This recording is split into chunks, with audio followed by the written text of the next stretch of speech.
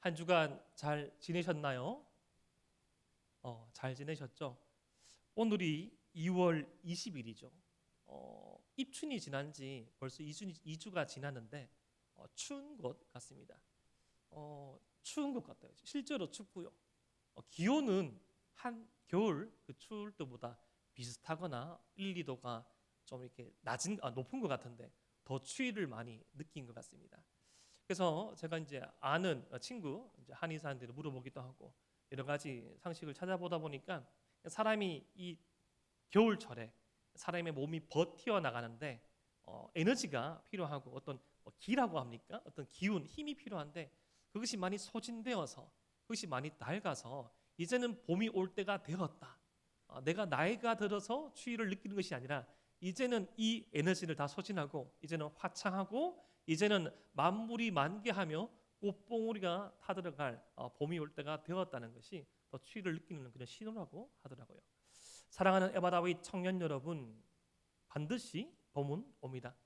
이 꽃샘추위, 이 봄을 막는 추위처럼 이 추위가 득세하는 이 현실 가운데서도 반드시 봄은 옵니다. 만물은 이렇듯 주님의 말씀에 순종하여서 봄, 여름, 가을, 겨울 다른 옷을 입고 있고 다른 옷을 입음으로 말미암아 그 말씀에 순종하는 계절의 열매를 맺는데 저와 여러분들의 삶 가운데서도 하나님께서 우리 가운데 베풀으시는 그 은혜의 말씀을 따라 그 은혜와 은총을 따라 열매 맺는 신앙 되기를 주님의 이름으로 축복합니다. 그러한 의미에서 우리 이 시간 자기 자신에게 이렇게 축복하며 인사했으면 좋겠습니다. 열매 맺는 인생 됩시다. 시작. 열매 맺는 인생 됩시다. 여러분 균열이라는 말 아시죠? 균열. 금이 가는 것, 미세한 금이 가는 것. 뭐 신체적으로는 어떤 이빨이 될 수도 있겠고, 관계적으로는 사람과 사이에 어떤 금이 가는 것, 어떤 건물, 물건, 건강, 관계, 이 금이 가는 것. 이 금이 감으로 말미암아 이 사이는 벌어지게 되고 건강도 깨어지고 관계도 깨어지고 건물도 허물어지고 아주 미세한 균열이부터 시작된 것이 큰 어떤 아픔을 큰 어떤 분란을 어떤 흔들림을 초래하는 것을 우리는 바라보게 됩니다. 사람과 사람 사이의 어떤 관계의 균열, 어떤 공동체의 균열, 어떤 국가에 관한 어떤 균열, 그런 사람 사이에서의 균열을 살펴보면 많은 경우에 그 출발과 과정을 볼 때 이 오해에서 시작되는 것을 바라보게 됩니다. 어떤 한 사람에 대한 오해, 어떤 한 사람의 그런 발언에 대한 오해, 이것이 풀어지지 않게 됨으로 말미암아 불신으로 쌓이게 되고 이 불신이 하나의 의견과 하나의 태도와 하나의 자세를 형성함으로 말미암아 관계가 깨어지고 공동체가 힘들어지고 어떤 국가나 어떤 기관이 함몰되어지거나 몰락되는 경우도 있는 것 같습니다. 그런데 이러한 오해는 어떠한 대상과 어떠한 관계와 어떠한 것에 대한 지식과 지혜의 부족, 지식과 이해의 부족을 시작하여서 이 관계의 진정성, 이 관계의 핵심과 본질을 놓쳐버렸을 때 오해가 쌓여서 이 오해가 불신을 초래하게 되고 관계의 균열, 어떠한 것에 대한 금이 가는 상황이 오게 됨을 바라보게 됩니다. 오늘 우리가 살펴볼 창세기 16장 말씀은 이 창세기에서 가장 긴 분량 중에 하나인 아브라함에 대한 이야기, 아브라함에 대한 이야기의 정중앙에 위치하고 있습니다. 이 16장 말씀을 중심으로 마치 데칼코마니아와 같은 사건들이 대칭되어 나타납니다. 그러므로 이 창세기 저자인 모세는 광야 출애굽한 이스라엘 백성과 이후에 하나님의 백성들에게 이 아브라함이라는 믿음의 족장, 믿음의 선조 이 삶 가운데 가장 중요한 부분에 16장을 위치함으로써 이 말씀으로부터 저와 여러분들에게 광야 이스라엘 백성에게 주고자 한 메시지가 명확하게 있음을 우리는 알고 이 말씀을 이해하면 좋을 것 같습니다. 오늘 이 말씀 창세기 16장 1절 말씀이 이렇게 시작되네요. 아브라함의 아내 사레는 출산하지 못하였고 그에게 한 요종이 있으니 애굽 사람이요 이름은 하갈이라. 오늘 이야기의 시작입니다. 배경되는 어떤 설명을 하고 있죠. 대조하고 있습니다. 출산하지 못하는 사라, 그리고 사라의 여종 하갈을 대조하고 있습니다. 여기서 1절 말씀 살펴보니까 이 하갈이 애굽 사람이라는 부연 설명을 넣고 있죠. 사랑하는 에바라위 청년 여러분, 우리가 계속적으로 성경 통독을 하고 있지만 특별히 창세기와 같은 이 이야기 중심의 내러티브, 이 본문을 이해할 때는 이 등장인물에 관한 설명을 주의 깊게 보면 좋습니다. 각 등장인물의 성격, 각 등장인물의 행동, 각 등장인물의 언행을 살펴보는 게 필요한데, 이 사라는 불임의 여성이고 사라의 여종 하갈은 애굽 출신이라는 것을 우리가 기억하면 좋습니다.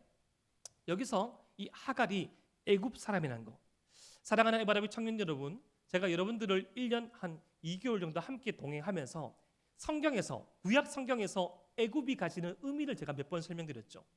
애굽이라는 거, 구약 성경에서 애굽이 등장하면 긍정적인가 아니면 부정적인가 했을 때 부정적인 경우가 많습니다. 특별히 출애굽 이후에 이스라엘 백성에게 애굽은 다시는 돌아가서는 안 되는 관계, 하나님의 백성의 노예 상태로 있었던, 돌이키면 안 되는 그 상태와 상황, 그 죄 아래 바로로 상징되어지고 바로로 실제로 존재하였던, 하나님을 인정하지 않은 세상의 권세 아래에 있던 그 관계가 바로 애굽이었고 바로 아래에서의 삶이었기에 애굽이라는 것은 항상 부정적이고 어떤 불길한 사건의 징조임을 구약의 내러티브 성경들은 말해주고 있습니다. 그런데 이 하갈이 있었는데 하갈이 애굽 사람이었다.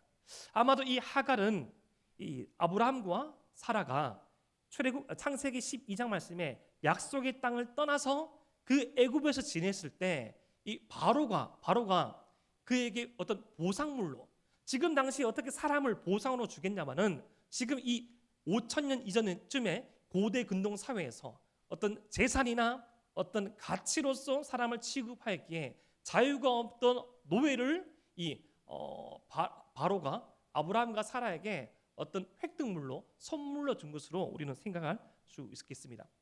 그래서 이 하갈이라는 이 종은 특별히 아브라함에게 딸린 종이 아니라 사라의 개인 여종이었습니다. 그러니까 아브라함 전체 집안을 섬기는 사람이 아니라 이 사라에게 속한 일만 하는 어떤 보모와 같은, 나이가 훨씬 적었기 때문에 보모 역할을 하지 못했지만 시종이라 볼 수 있습니다. 사라의 어떤 작은 필요들을 다 채워주고, 어쩌면 둘도 없는 말동무요, 어쩌면 둘도 없는 친밀한 관계가 하갈이었을 관계, 그런 가망성이 아주 높습니다.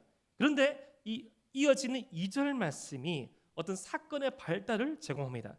우리 창세기 16장 2절 말씀을 함께 한번 읽어 봅시다. 시작. 사레가 아브라함에게 이르되 여호와께서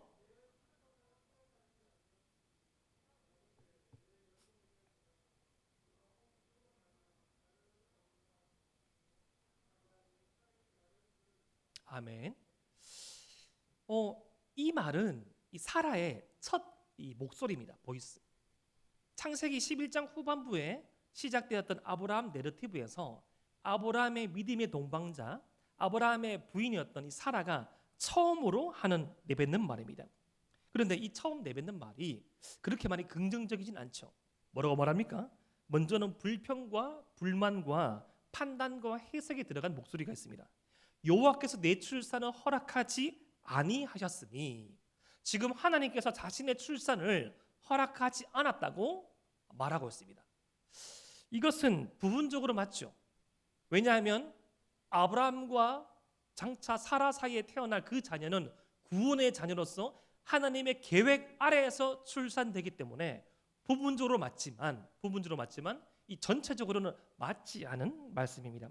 더 정확하게 표현하자면 왜곡되어 있습니다. 당시 이 불임에 대한 이 고대 근동 사회에서의 어떤 생각은 축복받지 못한 신의 저주를 받은 사람이 불임한다 하여서 그 당시 고대 근동 사회의 그런 편견, 고대 근동 사회의 그런 사회적인 생각에 빗대어서 역시 시대의 사람을 초월할 수 없는 인생이 바로 저와 여러분이었기에 사라 또한 그 시대의 사람으로서 그 시대상을 시대의 아픔을 드러내며 말하고 있는 것이죠. 그러면서 제안합니다. 혹 모르니까 내 이 젊은 요정과 동침하여서 이 젊은 요정 하가를 통하여서 대리모 출산을 권유하고 있습니다. 목사님, 어떻게 성경에서 대리모 출산을 권유하고 있습니까? 어떻게 첩을 권유하고 있습니까? 이것은 이 창세기 이 말씀은 아직 모세오경 율법 말씀이 제정되기 전에 이전의 말씀으로서 모세 율법이 지정되고 난 다음에 권하죠.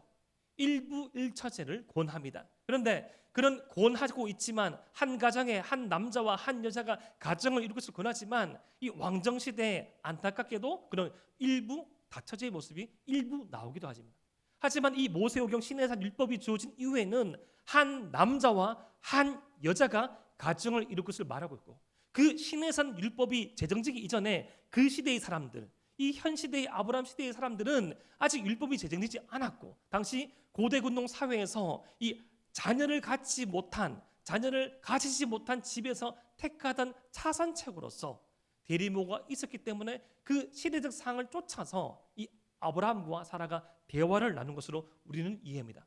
믿음이 없는 것이 아닙니다.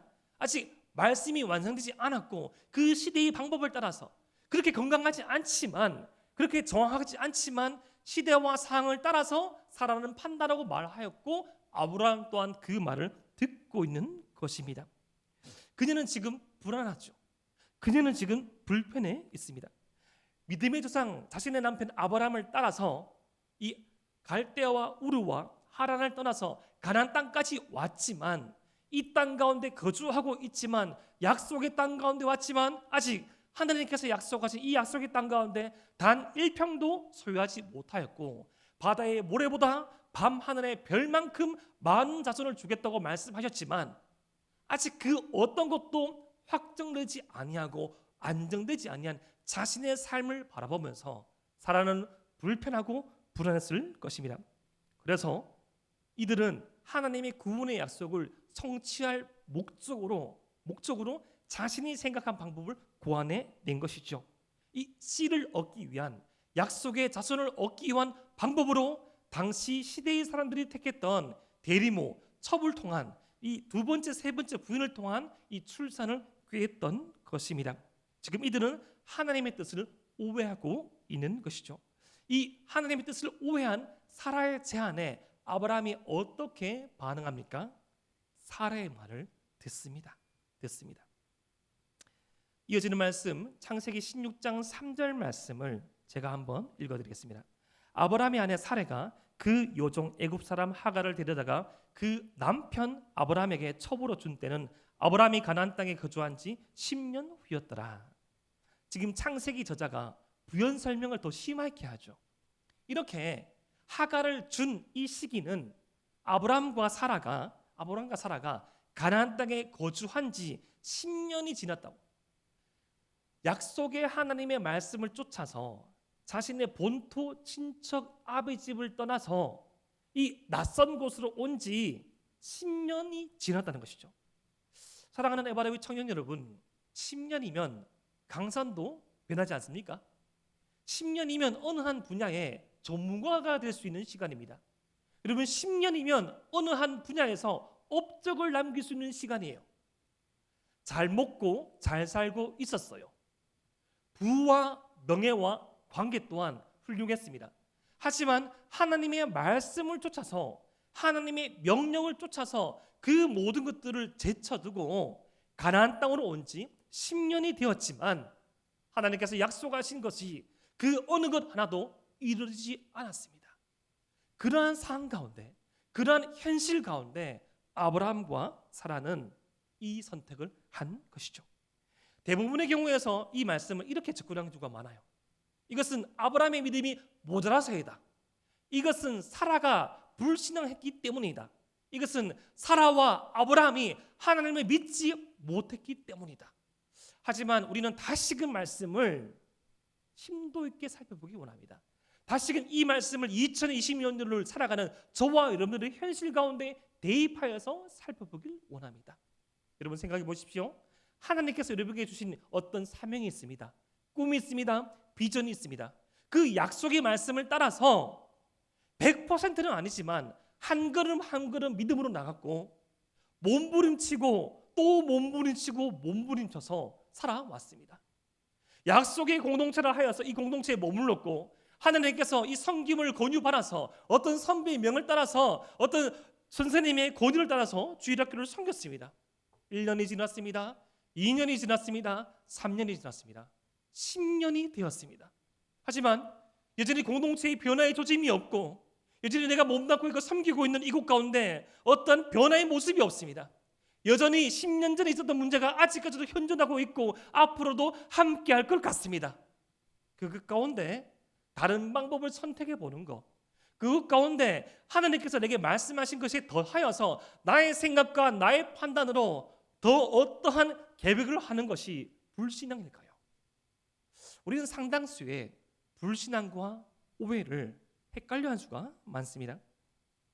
저는 지금 이 아브라함과 사라의 판단이 불신앙의 측면이 아니라 오해라고 생각합니다. 물론 아브라함의 선택, 사라의 선택이 잘못되었지만 이것은 하나님의 약속의 말씀을 오해하여서 하나님의 약속을 믿지 아니하여서가 아니라 오해하여서 잘못된 선택을 하였다고 저는 생각합니다. 이것은 불신앙이 게 아니라 하나님의 약속의 말씀을 자신 나름대로 성취하고자 하였던 몸부림이었습니다. 많은 경우에 여러분들의 삶을 통해서 말씀을 통해 살펴볼 때는 마찬가지입니다. 여러분들이 지금 처한 이 믿음의 현실, 여러분들이 지금 서 있는 일상의 공간, 여러분들이 지금 처해 있는 어떤 직장과 관계와 이 공동체와 가정 안에서 여러분들이 고의적으로 어떤 악의적인 판단을 선택을 계속 하여서 온 것이 아닙니다.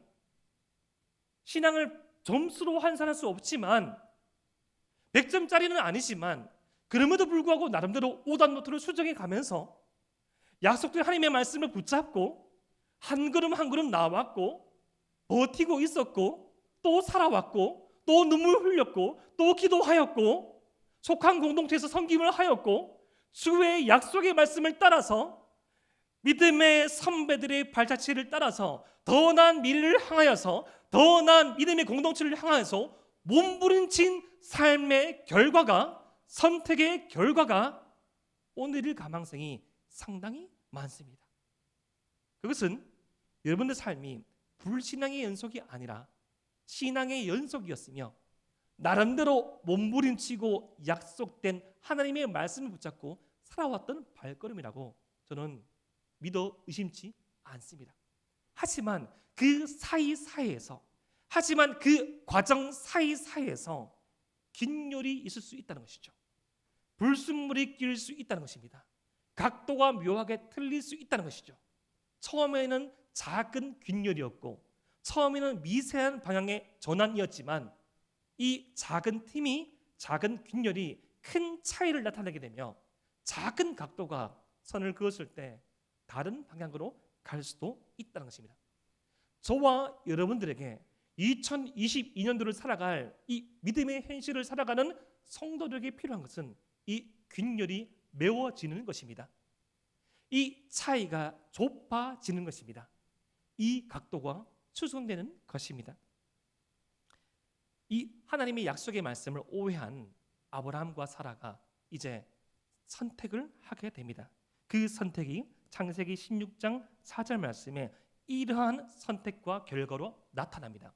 우리 창세기 16장 4절 말씀을 함께 읽어 보겠습니다. 시작. 아브라함이 하갈과 동침하였더니 하갈이 임신하매 그가 자기의 임신함을 알고 그의 여주인을 멸시한지라. 사라와 하갈 사이에서 균열이 발생합니다. 바로 임신합니다. 혹 임신할까 하노라 했는데 바로 임신합니다. 이것은 무엇을 의미하죠? 적어도 아브라함의 생식 기능은 살아있다는 것입니다. 회복되었다는 것입니다.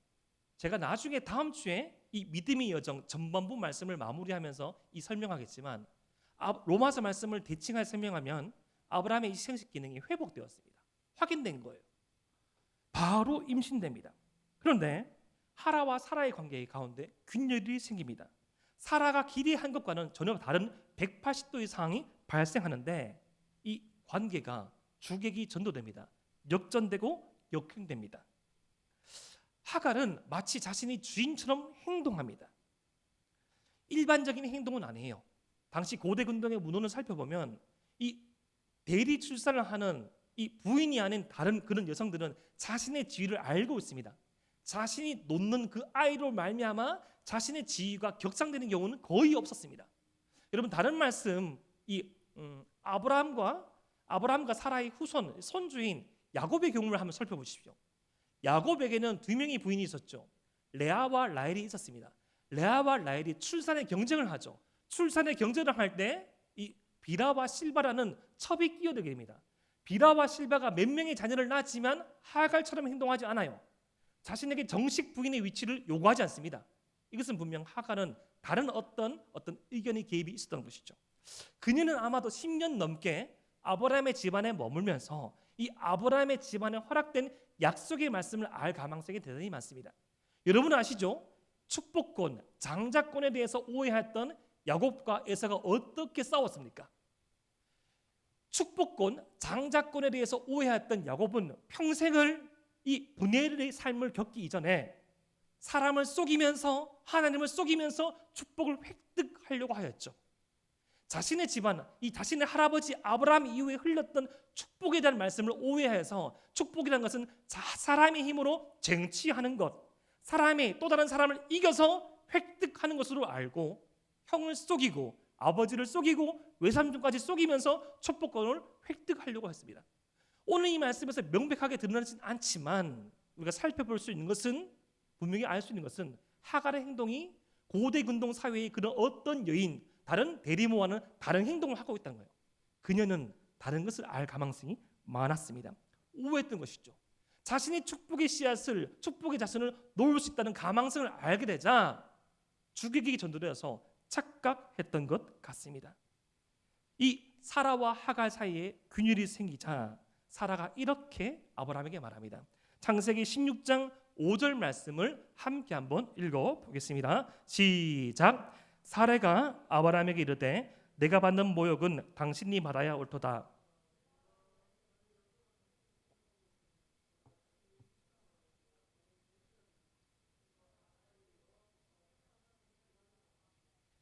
사라와 하갈 사이의 균열이 사라와 아브라함 사이의 균열로 이어지게 됩니다. 여러분, 근데 좀 이상하죠? 지금 사라가 좀 이게 덮어 씌우는 느낌 안 납니까? 내가 받는 모욕은 당신이 받아야 옳도다. 이럴 줄 모르고 이런 행동을 했을까요? 이것은 어떤 화자가 다 드러내지 않는 사건이 있다는 것이죠. 뒤에 이어지는 6절, 7절 말씀, 그리고 우리가 다음 주에 이 믿음의 여정 전반부를 마무리하면서 볼 말씀이 나와 있지만 아브라함이 좀 무책임하게 행동했던 것 같아요. 그리고 아브라함이 과하게 행동했던 것 같습니다. 우리가 다음 주에 살펴보겠지만 여러분, 아브라함이 얼마나 기분이 좋았을까요? 아브라함이 결혼하고 처음으로 얻는 임신한 아들의 소식이었습니다. 여러분, 그 당시 고대 군동 사회에서 그 하갈의 위치는 정식적인 부인은 아니지만 하갈을 통해서 얻는 아들은 정식적인 아들로 취급될 수 있었거든요. 저는 아직 잊지 못합니다. 2014년 그 어느 날 봄, 저희 첫째 아이 유민이를 임신한 그 순간을 잊지 못합니다. 저는 한 임신을 계획하고 저와 저희 아내가 한 6개월 정도를 준비했는데 6개월의 시간이 6년처럼 느껴지더라고요. 좀 계획했던 대로 되지 아니하니까 혹시 내 몸에 이상이 있나? 아니면 그렇게 생각하기 싫지만 혹시 아내의 몸에 이상이 있나? 결코 비정상적인 상황이 아닌데 겨우 몇 달이 지났음에도 불구하고 한 달이 지나고 두 달이 지나고 세 달이 지나고, 그런데 임신되었다는 소식을 들었을 때, 그 전화를 받았을 때 제가 한 번도 그런 걸 해본 적이 없는데 핸드폰을 받고 처음으로 소리를 봤습니다. 와! 하면서 뭐 그런 소식을, 축하받는 소식을 처음 들어봐가지고, 그러니까 주변에서 그때 교회에서 묻더라고요. 한 목사 무슨 일이야? 하면서 당연히 좋은 일이겠죠. 제 아내가 임신했어요. 그때 반응은 달랐습니다. 말하지 않으면서 한번 전 너무나 기뻤어요. 너무나 기뻤어요. 그런데 지금 아브라함은 6개월을 기다린 것이 아니죠. 거의 반백년을 기다렸습니다. 얼마나 기뻤을까요? 지금 여러분들의 상황이 아니라고 전혀 동감하지 않는데, 여러분들 정말 꿈에 그리던 어떠한 인생의 버킷리스트, 어떤 준비했던 절차, 과정들, 학교, 직장, 시험 1년 준비한 게 아니고 5년 준비하고 지금 가나안 땅에서만 와도 10년 준비하고 10년 만에 되었다. 지금은 그런 경우가 좀 드물지만 제가 신학대학원에 입학할 2008년 당시에 저희 반에 10번째 합격하여서 들어온 형님이 계셨습니다. 많은 경우에 한 번 만에 합격하는 경우도 있고 뭐 두세 번 만에 합격한 경우도 있지만 저는 좀 쉽게 들어왔는데 저희 반에 계시는 그 형님, 지금 그때도 전우사님이었지만 나이가 10몇 살 더 많으시니까 각자 자기소개를 하는데 뭐 신학대학원 어떻게 준비하십니까? 그러니까 저는 10년 만에 들어왔습니다. 그 말 앞에 아무도 말을 못했습니다. 뭐 이런저런 고생이 있었고 이런저런 과정이 있었다고 다 말을 했는데 10년이라니까 10년이면 그 말 앞에 우리가 엎드려 경배가 아니고 순종하고 자연스레 반장으로 추대해드렸습니다. 여러분 지금 아브라함은 가나안 땅에 들어온 지 10년 만에 임신의 소식을 들었어요. 평상시에는 그냥 하갈의 종이었겠죠. 하지만 하갈이 얼마나 귀하게 보였을까요? 그리고 장차 하갈을 통해서 태어날 그 아이가 얼마나 이뻤을까요? 평소랑 좀 달리 행동했겠죠? 좀 과한 애정 표현을 할 수도 있었겠죠. 축하할 수도 있었을 것입니다. 하지만 우리는 분명히 알아야 됩니다. 아픔과 눈물과 기쁨과 슬픔이 공존하는 이 땅 위에서의 삶 가운데 누군가의 기쁨은 누군가의 슬픔입니다. 누군가의 취업 소식은 누군가에게 또 다른 마음에 짐이 될 수 있고 누군가가 프로포즈 받은 그 사실은 누군가에게 또 다른 한숨으로 다가올 수 있습니다. 사라가 그랬던 것이죠. 자신에게 가장 가까웠던 하갈이 그렇게 될 것을 기대하고 남편에게 보냈지만 임신한 소식을 알게 되고 그녀의 태도가 달라지자 죽이고 싶을 정도로 증오심이 들었던 것입니다. 그로 말미암아 사라와 아브라함 사이도 균열이 생기게 되었습니다. 이것은 사라에게 합당한 삶의 태도는 모습은 아니죠. 좀 합당한 것은 좀 후회를 해야 되죠. 그리고 조금 더 이 시간을 통하여서 자기가 지금 무엇 때문에 분노하고 있고 자기가 예상하지 못한 결과인지를 돌아보면서 더욱더 바람직한 것은 회개함이 필요하지만 거기까지 한 번에 나갈 수 없는 것이 저와 여러분들의 연약한 인생이지요. 아무튼 아브라함과 사라 사이에도 균열이 생기고 이 균열이 생긴 이 끼어질 위기에 있는 언약의 가족 가운데 어떤 위기가 다가옵니까? 창세기 16장 6절 말씀 우리 함께 한번 읽어볼까요? 창세기 16장 6절 말씀 시작. 아브라함이 사라에게 이르되 당신의 여종은 당신의 수중에 있으니 당신의 눈에 좋을 대로 그에게 행하라 하매 사라가 하갈을 학대하였더니 하갈이 사라 앞에서 도망하였더라. 지금 아브라함의 대응은 뭡니까? 당신의 눈에 좋을 대로 행하라. 무책임한 모습을 보입니다. 그리고 여러분 요 패턴, 요 말씀은 특별히 사사기 말씀을 중심으로 사사기 17장부터 21장에 나오는 변질된 범죄하는 이스라엘 백성의 고유한 삶의 패턴입니다. 네 눈에 좋을 대로 행하라. 여러분 사람의 인생은 사람이 눈에 좋을 대로 행하면 어떻게 되는지 아십니까? 범죄하게 됩니다. 최초의 사람 아담과 하와가 자신의 눈에 보암직도 하고 먹음직도 하고 지혜롭게 할 만큼 탐스럽게 보이던 그 열매를 먹었을 때, 선악과를 먹었을 때 그 선악과 열매 성분 가운데 죄를 짓게 하는 성분이 있는 것이 아니라 하나님의 그 언약의 약속의 상징이자 실체였던 그 선을 넘게 되자 사람이 자신의 눈에 좋을 대로 행동하게 되자 하나님과의 관계가 깨어지게 된 거예요. 지금 적어도 아브라함은 판단하고 결단했어야 합니다. 지금 하갈과 사라 사이에서 사라와 자신 사이에서 궁극적으로 하나님과 자신 사이에서 생겨나고 있는 균열을 스톱할 수 있었는데 전형적인 죄를 지은 사람의 모습처럼 방치하고 방관하고 남 탓하면서 네 좋을 대로 하라고 주게 됩니다. 그렇게 되자 하나님 나라의 원형이자 인큐베이터 같은 가장 존귀한 아브라함의 가정에서 학대와 도망이라는 가나안의 삶의 원리가 나타나게 합니다. 하나님께서 지금 아브라함의 이 가정을 통하여서 장차 아브라함이란 이 가정을 통하여서 일궈질 이스라엘, 그리고 이스라엘의 믿음의 후손인 저와 여러분의 삶을 통하여서 세상의 가치를 초월하는 것, 이러한 상황에서 학대와 도망의 상황이 생기는 것이 아니라 포용과 용서의 상황, 진정한 공평과 공정의 상황, 진정한 화해와 돌이킴의 상황이 생겨야 되는데, 똑같이 세상과 똑같이 학대와 도망의 상황이 생기는 것은 하나님께서 원하시는 방법이 전혀 아니었습니다. 지금 이 균열은 궁극적으로 하갈과 사라와 아브라함에게 생긴 것이 아니라 하갈과 사라와 아브라함을 포함한 이 언약의 가족이 하나님과의 사이에서 이 균열 또한 생겼다는 것이죠. 무엇으로 말미암아, 무엇 때문에 이 균열은 출발되었을 것일까요? 우리는 많은 경우에 하나님의 뜻과 나의 뜻을 두고 이러한 저러한 저울질을 하다가 이러한 판단을 할 때가 있습니다. 특별히 청년의 시기에 많은 경우에 하나님의 뜻을 묻고 하나님의 뜻이라면 순종하겠노라고 하나님의 뜻이 무엇인지를 알려달라고 기도를 하지요. 하지만 우리는 너무나 많은 순간에 빈번히 내가 좋아하는 것, 나의 뜻과 나의 기쁨을 하나님의 뜻으로 바꿀 때가 있습니다.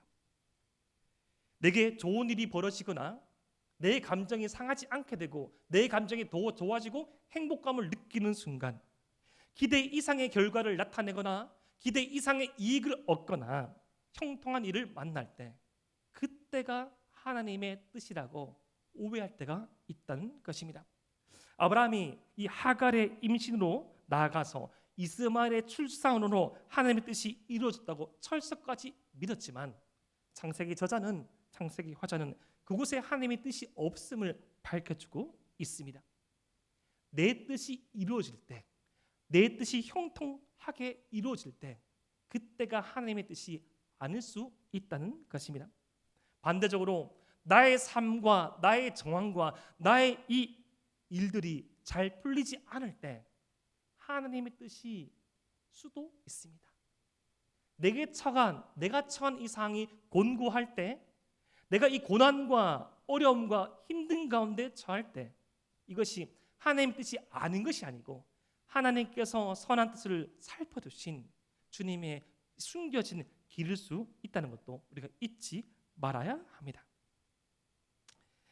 나를 위한 하나님의 뜻이 아니라 하나님의 영광과 거룩을 위한 하나님의 뜻이 무엇인지를 물어야 합니다. 혹시 여러분 외력과 내력이라는 말 들어보셨습니까? 저는 가끔씩 이 드라마를 보는 목사입니다. 제 인생 드라마 중에 한 편이 나의 아저씨라는 드라마가 있었습니다. 그 나의 아저씨라는 대사 가운데 삶을 관통하는 대사가 있어가지고 소개를 드릴게요. 그 남자 주인공 남배우와 여배우가 이렇게 저렇게 길을 걷다가 이야기를 합니다. 모든 건물에는 내력과 외력이 있는데 내력이 외력보다 더 강하게 이 구조 기술사는 짓는다고 설계한다고 하였습니다. 외력이란 어떤 바람, 하중, 진동 등을 의미하는데, 그 바람, 하중, 진동들이 닥쳐왔을 때 흔들리지 아니하고 균열되지 아니하고 깨어지지 아니하는 내력을 갖추게끔 설계한다고 남 주인공인 이정윤 씨가 그렇게 말하죠. 그러면서 이 남 주인공이 여주인공한테 내력이 참 강하게 보인다고 말할 때, 여주인공이 이 남 주인공에게 인생의 내력이 무엇인가 질문하는데 나도 잘 모르겠다고 끝이 나게 되죠. 그렇게 되면서 이 남 주인공이 자신이 겪었던 삶의 상황에 대해서 떠올리는 순간이 나옵니다. 요렇게 저렇게 갖춰나가고 요렇게 저렇게 대응하면 괜찮겠지라고 했던 삶의 순간 가운데 예상치도 못한 사건과 예상치도 못한 일들로 말미암아 깨어졌던 순간들이 주마등처럼 지나게 되는 것이죠. 저는 오늘 말씀을 묵상하면서 우리의 인생 가운데도 수많은 내력과 외력의 싸움이 있는데 우리가 갖추고 있는, 우리가 갖춰야 될 내력이 무엇일까라는 것을 한번 생각해 보았습니다. 서서히 우리 믿음의 금이 가는, 균열되는 과정들이 참 많은데 무엇으로 이 틈을 메꾸어서 또다시 불어올, 또다시 닥쳐올 이 인생의 외력 가운데 승리할 수 있을까라고 생각해 보았습니다. 세상은 흔히 단단해져라고 말하죠. 더 튼튼해져라고 말하고 더 갖추라고 말합니다. 하지만 더 단단해지고 더 갖추어지고 더 튼튼해지는 것은 세상에 예상치 못한 더 강한 외력에 맞서 싸울 수 없는 것 같습니다. 딱딱해지는 것이 강해지는 것이 아니라 저는 우리가 강할 수 있는 것은 이 주님의 은혜에 함몰되는 것이라고 생각합니다. 틈은 생길 수밖에 없어요. 사람과 사람 사이의 틈은 생길 수밖에 없고 결국에 인생은 홀로 남겨져서 혼자로 남겨진 그 인생이 이 절대자, 단독자를 찾아가서 주님께 은혜를 받고 남겨진 인생들이 또다시 화합하고 공동체를 이뤄나가는 과정의 반복일지도 모릅니다. 하지만 사람과 사람 사이에서 균열이 생기고 나 자신의 이 마음 사이에서도 균열이 생기고 내가 어떠한 목표한 것에 대해서도 간격과 간극이 생길 수 있지만 그 균열과 간극은 사람의 힘으로 메꿀 수 없지만 그 틈들을 메우시는 주님의 은혜가 있다면 균열은 균열처럼 느껴지지 아니하고 균열을 초월한 하나님이 있는 순간이 수없이 많이 있음을 저는 떠오르게 되더라고요. 여러분, 무엇으로 말미암아 우리의 삶의 틈을 메울 수 있습니까? 무엇으로 말미암아 나의 이상과 현실, 이 관계와 관계 사이에 틀어진 틈들을 메울 수 있습니까? 의지를 발동하여서 준비를 하고 몸부림치고 손 내밀고 나간 그 사이도 있지만 결정적인 그 틈은 주님께서 메워 주셔야 됩니다. 무엇을 위한 몸부림을 쳐야 됩니까? 무엇을 위한 관계를 맺어내고 무엇을 위하여서 우리는 살아가야 합니까? 내 안에 발동되어지는 힘이 아니라 하나님께서 부어주시는 힘, 하나님께서 허락하시는 은혜, 그 은혜 앞에서 내 자신이 너무나 연약하고 미약하지만 그 은혜에 함몰되어질 때, 그 은혜의 흐름을 타고 나갈 때 나는 넉넉히 세상을 이길 수 있느라고 고백할 수 있는 것 같습니다. 저는 여러분들이 불신앙한다고 생각하지 않습니다. 하지만 때로는 하나님에 대해서 오해하고 때로는 그 길들에서 이탈하고 때로는 그 간격이 벌어질 수 있다고 생각해요. 우리에게 필요한 것은 벌어진 틈을 은혜로 메우고 벌어진 각도를 수정하며 이탈한 길에서 돌아와 주님께로 나아가는 것입니다. 어떻게 가능합니까? 하나님 앞에서 저와 여러분들이 어떠한 존재임을 깨닫고 주님께 은혜를 간구하고 오늘 하루를 은혜로 살아갈 때 그 간극은 메워지게 되며 그 길들은 수정되어지고 나의 이 존재는 새롭게 되어지는 것입니다. 그러한 새로운 출발이 오늘 있기를 주님의 이름으로 축복합니다. 기도드리겠습니다.